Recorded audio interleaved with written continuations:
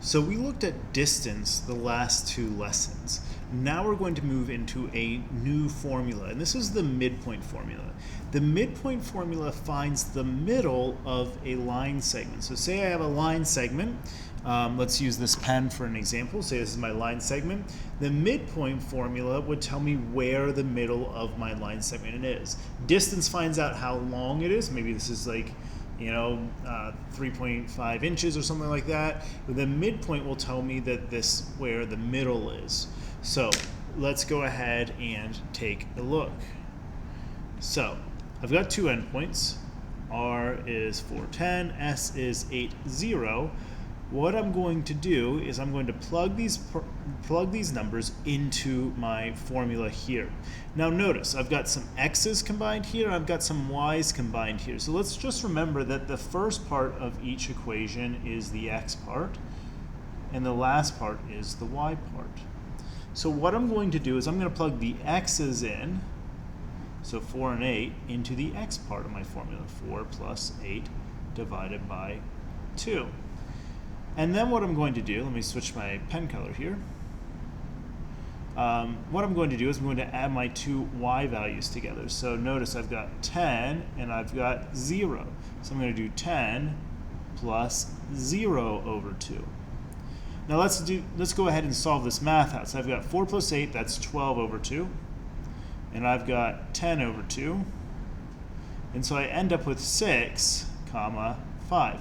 Now remember, our final answer is a point. That means it needs to be in the form of the point, which means an x value and a y value. And that's what we have here. We have 6 is my x value, and 5 is my y value. That would be the point on the graph where this segment is cut in half.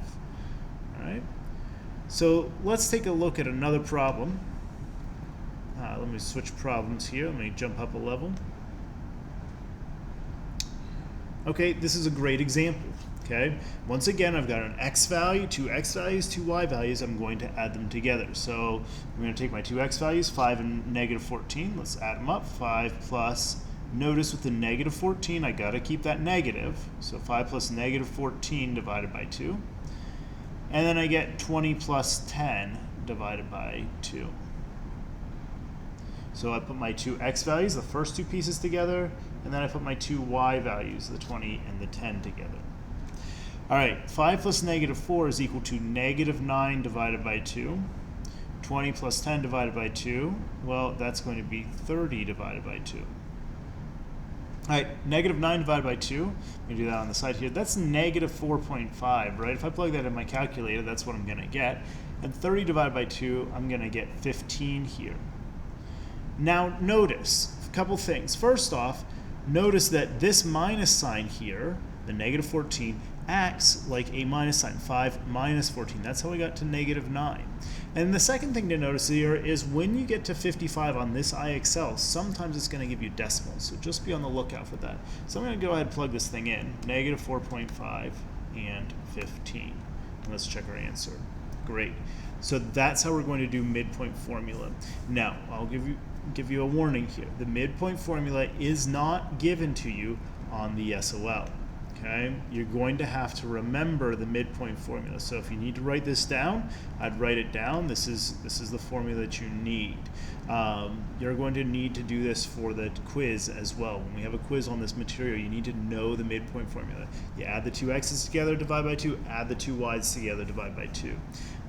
That's something you're just going to have to remember. So hopefully this is helpful. Go ahead and try your IXL now and see if you can do the midpoint on your own.